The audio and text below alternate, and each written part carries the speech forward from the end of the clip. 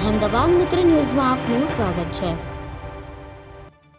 વડોદરા શહેરના જેતલપુર ગરનાળામાં પાણી ભરાઈ જતા વાહન ચાલકોને રાહદારીઓને ભારે હાલાકી વેઠવાનો વારો આવ્યો હતો। ગરનાળામાંથી પસાર થતી લોકોએ મુશ્કેલી વેઠવી પડી હતી।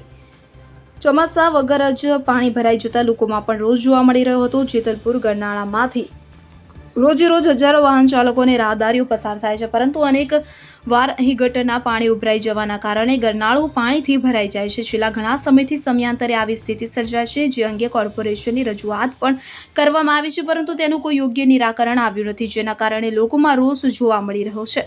ગરનાળા પાસે નાનો વેપાર કરતી એક મહિલાએ જણાવ્યું હતું કે હાલમાં વરસાદ નથી પડી રહ્યો, તેમ છતાં વગર વરસાદે અહીં પાણી ભરાઈ ગયા છે, તો વરસાદ પડશે ત્યારે કેવી હાલત થશે? અમે અહીં ધંધો કરીએ છીએ અને ક્યારેક આ પાણી અસહ્ય દુર્ગંધ મારે છે। અનેકવાર અમે રજૂઆત કરી છે, છતાં તેનું કોઈ નિરાકરણ આવ્યું નથી। ચોમાસામાં ગરનાળામાં પાણી ભરાય તો નવાય નહીં।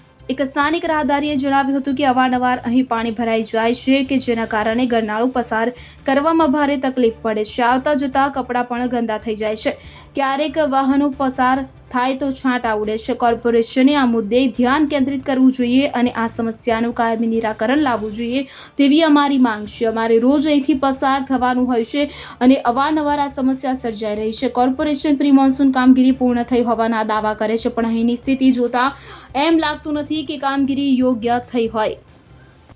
અહેમદાબાદ મિત્ર ન્યૂઝની યુટ્યુબ ચેનલને સબસ્ક્રાઇબ કરો અને બેલ આઇકોન જરૂરથી દબાવો, જેથી દરેક મહત્વના વિડીયોની નોટિફિકેશન તમને મળતી રહે।